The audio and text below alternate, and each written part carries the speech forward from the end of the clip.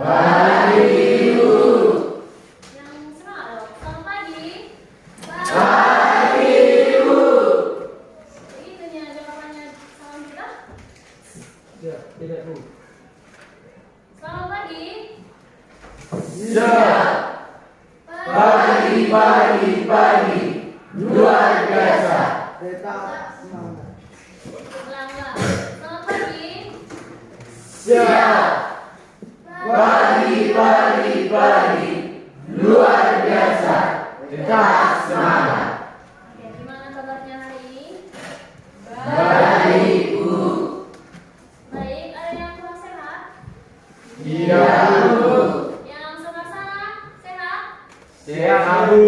Sehat? Siap Bu. Oke, sebelum kita mulai pembelajaran kita, coba dulu dicek dulu kondisi sekelilingnya. Ada sampah nggak? Sudah rapi nggak? Kalau ada sampah, silakan dibuang dulu. Kemudian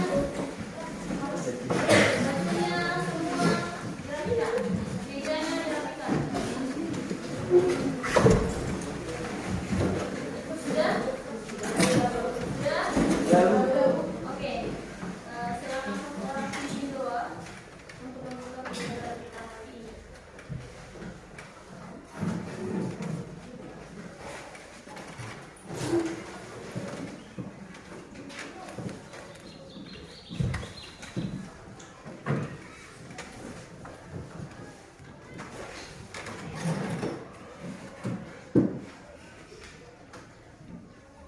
Mari kita satukan hati kita, mari kita berdoa. Puji dan syukur kehadiran kehadiran Bapa dengan kasih dan dalam segala sehingga kami dapat berkumpul di ruangan ini dengan cara baik. Ya Bapa, sekarang kami mau memulai aktivitas kami, mohon Engkau yang memberkatinya. Banyak dosa yang kami telah buat, mohon Engkau yang mengampuninya. Dalam nama Tuhan Yesus Kristus kami telah berdoa kepadamu. Amin. Sekarang kita menyanyikan lagu ini, semua diharapkan.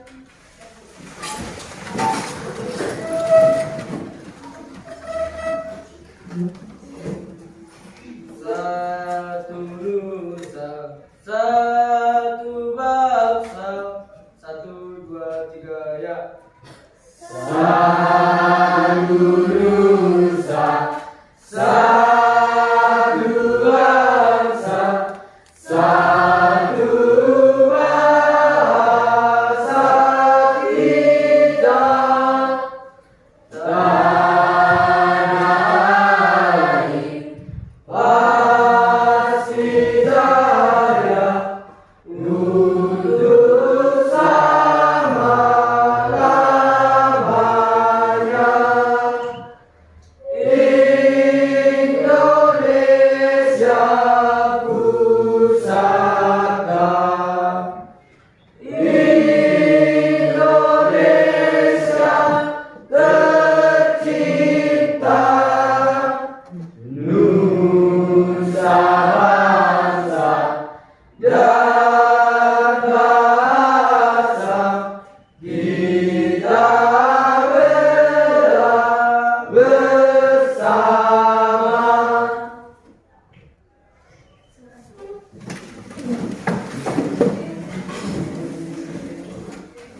Oke, di sini ada berapa orang yang hadir? 34. Tapi satu persatu ya. Ya Bu. Antrian, Hadir Bu. Alfred, Hadir Bu. Anissa, hadir Bu. April, Hadir Bu. Arga, Hadir Bu. Armando, hadir Bu. Audina, hadir Bu. Cika, hadir Bu. Deandra, hadir Bu. Desi, hadir Bu. Dwi, Evianti, hadir Bu. Elsa, hadir Bu. Elsa Cecilia, hadir Bu. Aki, Eric, hadir Bu. Farel, Hadir Bu. Giovanni, hadir Bu. Nina, hadir Bu. Golda, hadir Bu. Herta, hadir Bu. Joy, hadir Bu. Kasih,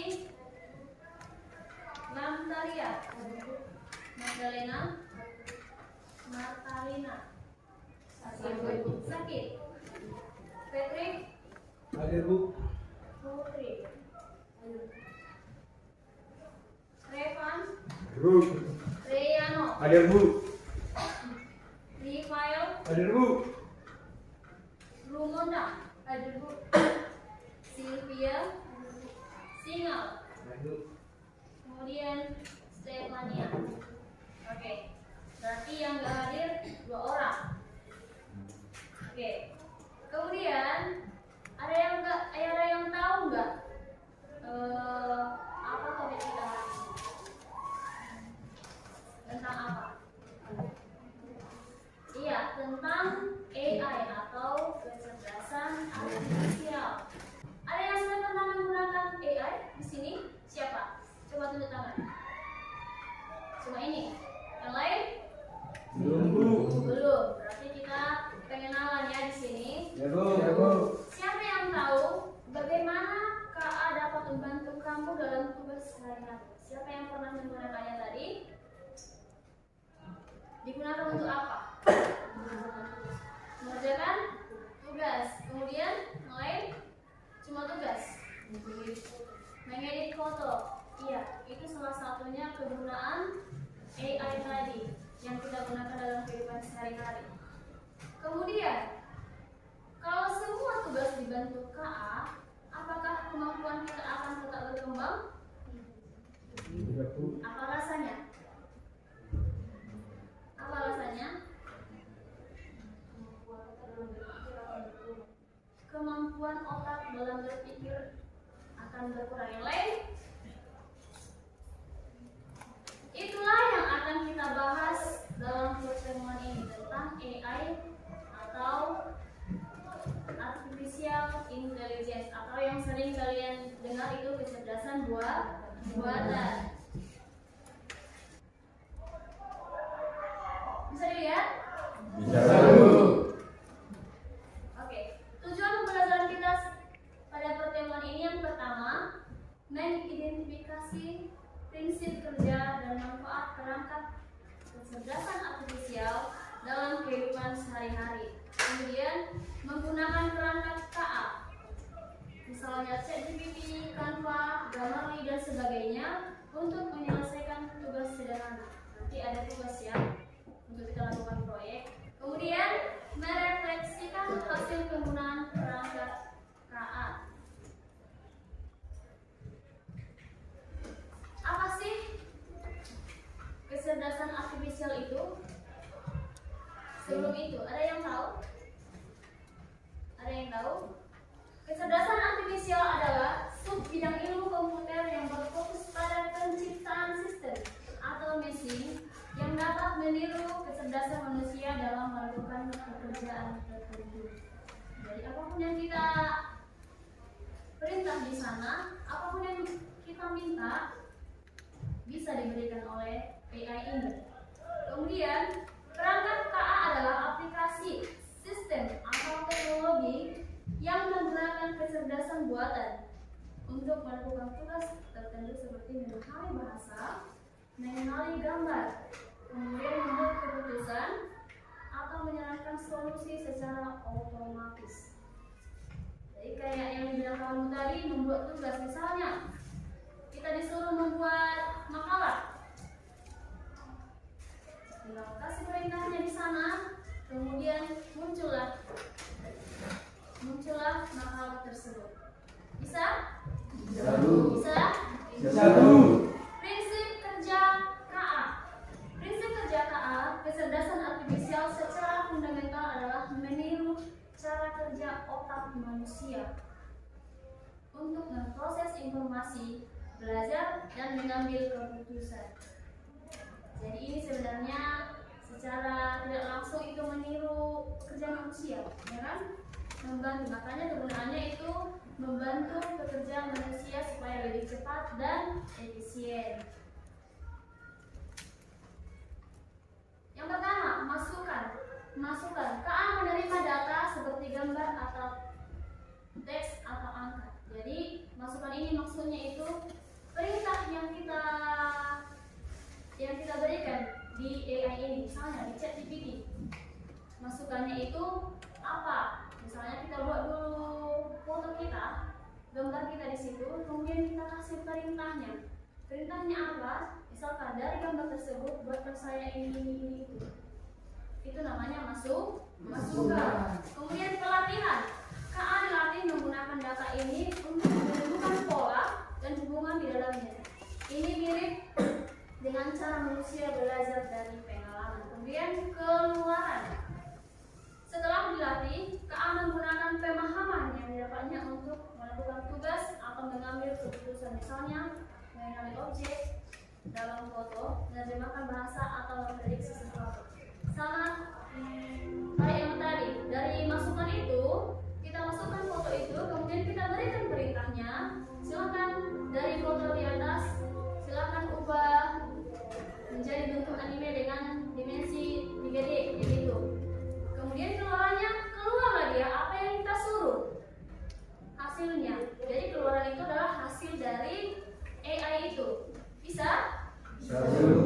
Intinya KA bekerja dengan cara belajar dari data, bukan diprogram secara spesifik untuk setiap tugas. Itu belajar dari data yang kita masukkan. Jadi semakin spesifik data yang kita masukkan itu, hasilnya juga semakin spesifik sesuai dengan yang kita inginkan. Bisa dipahami? Bisa enggak?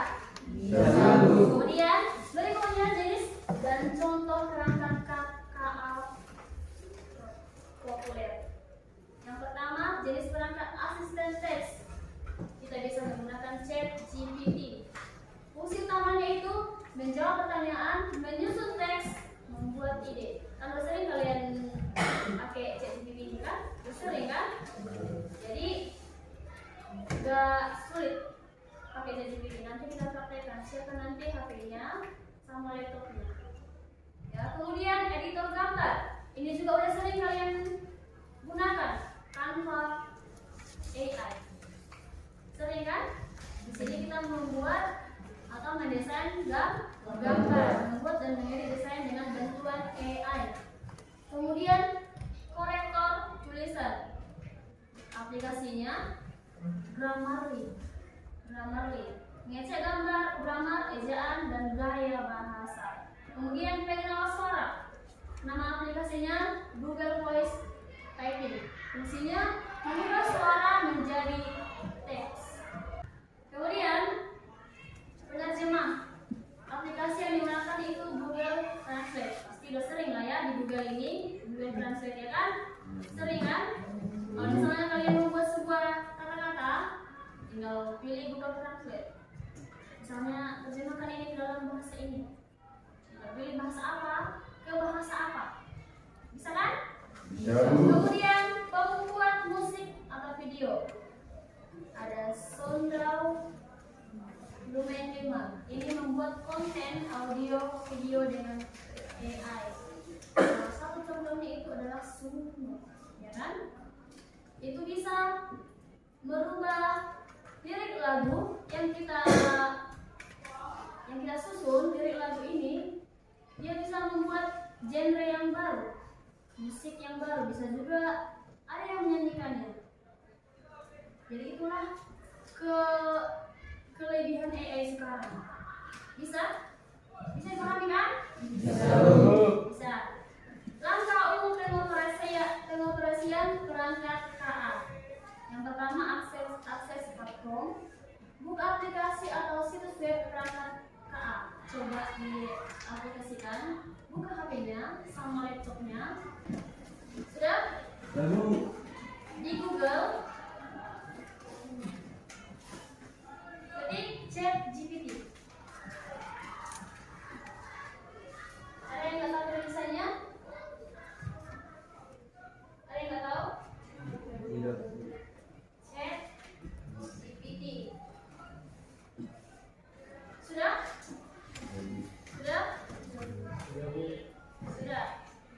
Ada yang belum?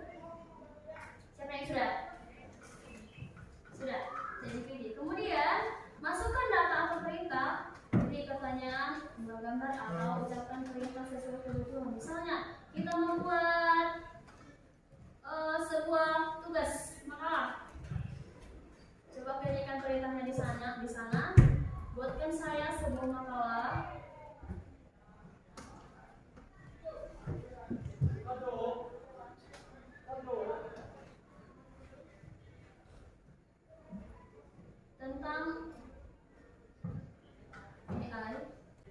dengan ketentuan. Silakan tulis ketentuannya apa, misalnya hurufnya Times New Roman, spasinya 1,5. Kemudian analisis oleh sistem KA. Nah, setelah kita menjalankan ChatGPT-nya tadi, perintahnya itu dia akan dianalisis oleh KA-nya atau ChatGPT itu. Perangkat akan memproses input menggunakan algoritma machine learning. Kemudian output atau tanggapan. Itulah hasil dari yang kita perintahkan tadi. Contoh pengaplikasian dalam kehidupan nyata. Yang pertama itu menulis artikel. Perangkat yang digunakan ChatGPT. Pengaplikasiannya membantu menyusun kerangka dan paragraf. Kemudian mendesain poster. Canva AI itu membuat poster dengan bantuan template dan fitur Magic Design. Kemudian meningkatkan tulisan pakai Grammarly. Ini memperbaiki tata bahasa dalam laporan sekolah. Kemudian mencari ide proyek, kita gunakan ChatGPT. Memberikan inspirasi untuk tugas presentasi.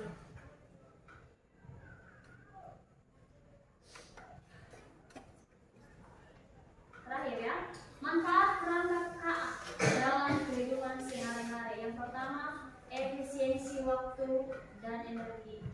Contohnya, menyusun presentasi otomatis di Canva atau meringkas teks dengan AI. Kalau kalian nanti membuat presentasi, enggak mengedit-edit di apa lagi, di PowerPoint, udah bisa menggunakan template. Jadi waktunya lebih efisien. Kemudian yang kedua, membantu proses belajar. Contohnya menggunakan ChatGPT untuk menjawab soal atau menjelaskan materi. Nah, yang tadi kalian cari tugas apa, itu akan membantu kalian mendapatkan informasi, mendapatkan hasil. Kemudian meningkatkan produktivitas.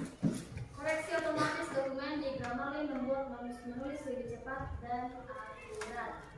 Kemudian manfaat yang keempat, memberikan hiburan dan personalisasi. Contohnya rekomendasi film atau musik di YouTube berdasarkan selera pengguna. Kemudian yang terakhir, mendukung keamanan. Contoh, kamera pengawas dengan fitur deteksi gerak atau wajah. Sudah sering kalian lihat itu? Sering? Tidak? Sering? Pernah dilihat? Kamera pengawas gitu, pernah kan? Itulah salah satu contoh KA atau AI. Kemudian etika dan tanggung jawab dalam penggunaan KA. Yang pertama, tidak menyalin hasil KA secara mentah tanpa pemahaman. Jadi, setelah kamu dapat informasinya, dapat hasil yang kamu cari di ChatGPT atau KA yang lain, jangan menyalin semua. Pahami dulu dia. Yang penting kau rasa, itulah kau ambil. Kemudian yang kedua, menggunakan KA sebagai alat bantu bukan sebagai penghenti berpikir. Artinya tadi, jangan langsung semua. Jangan langsung semua kau ambil. Jadi nggak ada kau baca lagi itu kan? Kalau misalnya semua kau ambil, ada rupanya kau baca, nggak ada lagi kan? Kau baca sekilas udah selesai semua. Jangan kayak gitu. Kemudian memeriksa ulang hasil KA karena tidak selalu 100% akurat. Ini dia intinya. Hasilnya itu nggak 100% akurat. Jadi tergantung perintah yang kita berikan. Semakin spesifik perintah yang kita berikan di AI itu, hasilnya semakin spesifik juga. Bisa? Kemudian menghargai originalitas dan hak cipta dalam karya. Kecerdasan artifisial itu ibarat pisau, bisa membantu, tapi juga bisa berbahaya kalau digunakan sembarangan. Maka dari itu, mari kita jadi pengguna AI yang cerdas, jujur, dan bertanggung jawab.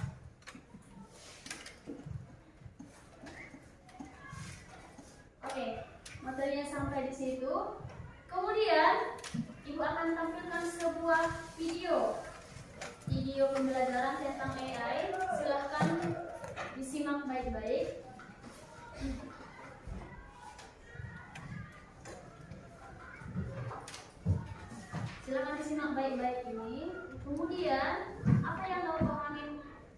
dari video nanti.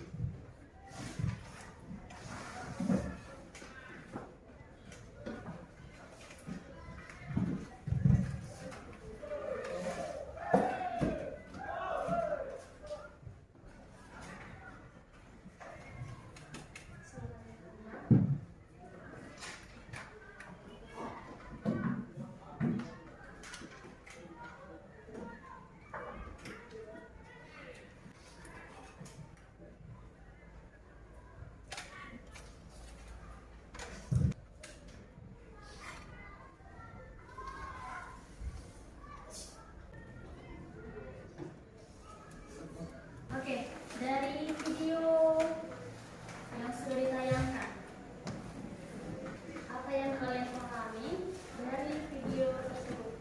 Siapa yang bisa? Oke, silakan Desi.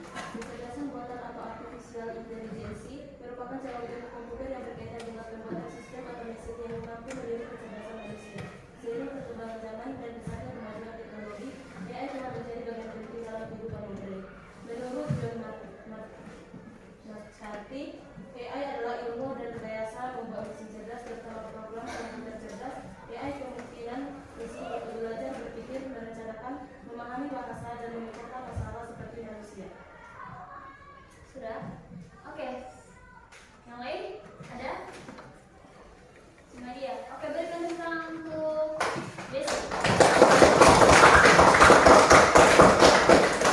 Selanjutnya, kalian diharapkan membuat sebuah proyek tugas kelompok. Proyeknya itu membuat sebuah desain poster dengan menggunakan aplikasi AI, bisa juga menggunakan ChatGPT atau Canva AI. Dan juga kolaborasi dua-duanya. Pertama, cari dulu dia di ChatGPT, kemudian editlah dia di Canva AI. Misalnya ada yang kurang atau apa, edit di sana. Bisa? Bisa kan dibuat kan? Bisa, Bu. Ini melalui SKPD yang sudah Ibu berikan. Di sana ada petunjuknya, kemudian hasilnya nanti akan dipresentasikan di depan ke kelompok. Silakan bentuk kelompoknya, dimulai dari sekarang. Silakan bentuk kelompoknya.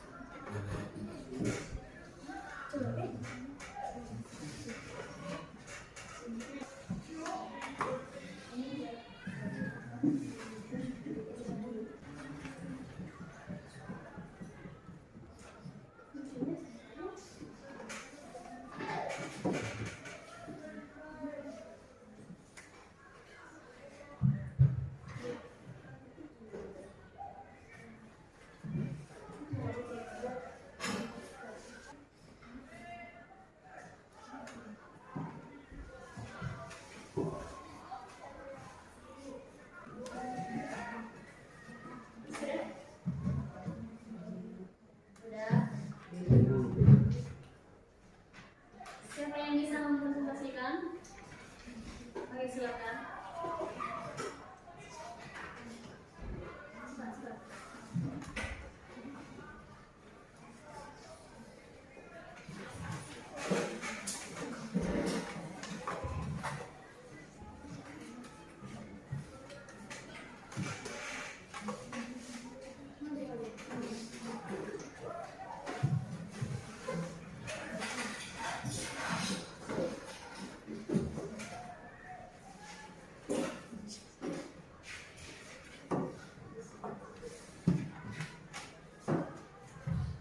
Perkenalkan kami dari kelompok 4. Di sini kami menjelaskan bagaimana kami mengedit sebuah poster mengenai tentang edukasi hemat energi bagi para pemuda. Yaitu kami mengedit poster tersebut dari aplikasi AI yaitu ChatGPT, lalu menyempurnakannya dari aplikasi Canva AI. Boleh ditunjukkan poster teman-temannya?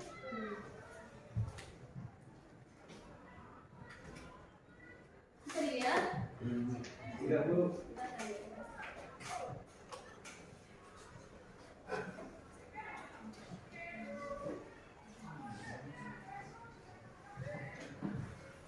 Oke, kita lihat kan?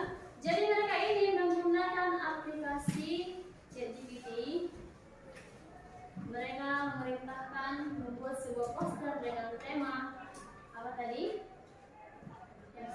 Edukasi hemat energi bagi remaja. Hemat energi bagi remaja.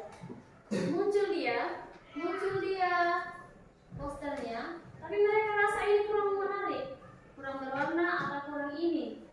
Jadi mereka menyempurnakannya di Canva AI. Jadi mereka menggunakan dua aplikasi AI. Mereka menggunakan ChatGPT sama Canva AI. Oke, tepuk tangan untuk kelompok 4.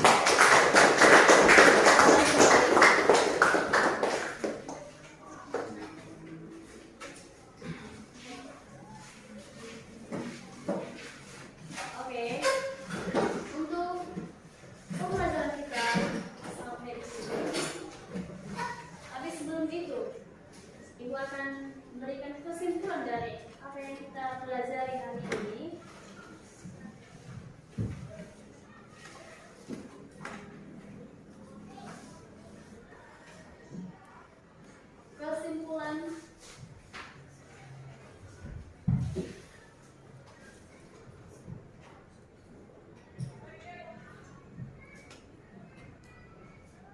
Kesimpulan yang pertama, perangkat kecerdasan artifisial atau KA adalah teknologi cerdas yang dapat membantu menyelesaikan berbagai tugas secara otomatis, cepat, dan efisien.